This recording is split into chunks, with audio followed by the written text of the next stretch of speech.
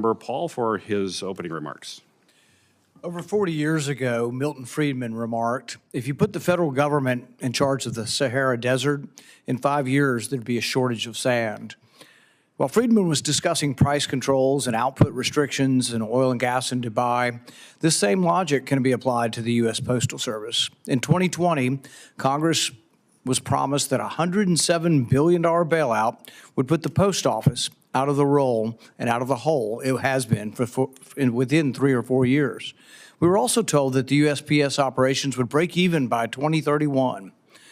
Postmaster DeJoy sat in front of our committee in August of that year and stated, I am absolutely convinced that with some help from Congress and our regulator, we can do it and that there is a bright future ahead for the post office.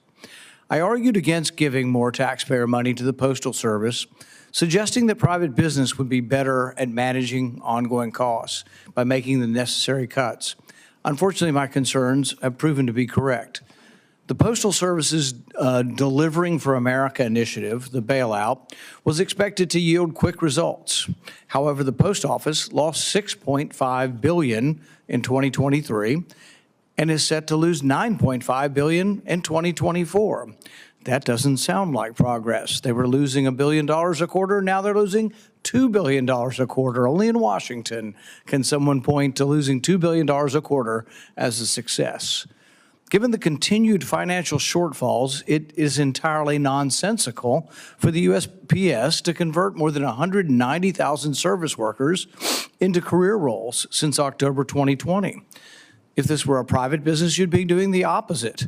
If you were a unionized corporation in one state, what do? They actually move to another state and open a non-unionized in a right-to-work state, and that's how they continue to exist. Corporations don't add to their misery by adding and increasing their labor costs.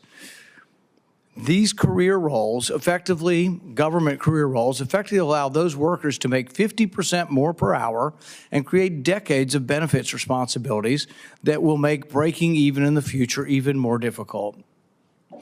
When we had pension problems in Kentucky, we did the opposite. We ended up changing from a pension. We went to a contribution plan, and then we gradually are fixing it. It's still taking a long time because we had the old obligations, but we gradually figured out how to go to a new plan where we wouldn't be stuck with all these pensions. These positions are of insourcing jobs that were provided at lower cost before by private partners, so we're increasing the cost of the post office. During the Postal Service Reform Act, I argued that no funding should be given to USPS without changes to its labor practices and cost. Instead, no labor changes were made, and now Americans are left holding the bag of an ever more bloated Postal Service. The Postal Service has tried to explain away these bad numbers due to the costs that USPS cannot control. But the service is spending $9.6 billion on electric delivery vehicles and spending nearly $40 billion over 10 years to convert and build certain facilities into hubs that so far have resulted in worse delivery and services.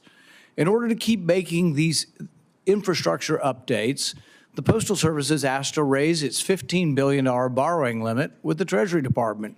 Hardly sounds like a success. Private sector companies deal with uncontrolled costs all the time, including the same factors USPS faces like inflation, and they find a way to provide for their owners and shareholders. But they don't do it by adding more union employment. USPS would count for the uncontrollable costs in their budget and stop coming to Congress. You know, you guys should try to fix the problems that keep coming back and asking for more. This hasn't stopped Congress, though, from throwing even more money at the Postal Service. For those counting, that's $120 billion in funding and relief in the past 4 years alone. While $120 billion is already an astounding number on its own, when you consider the sum relative to our nation's dismal fiscal condition, it suddenly becomes reckless. We're over $36 trillion in debt.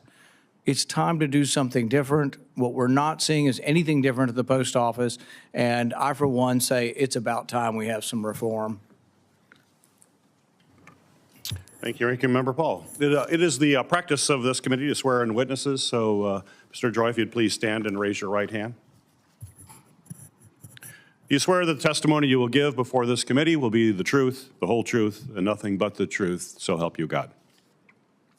Thank you. You may be seated.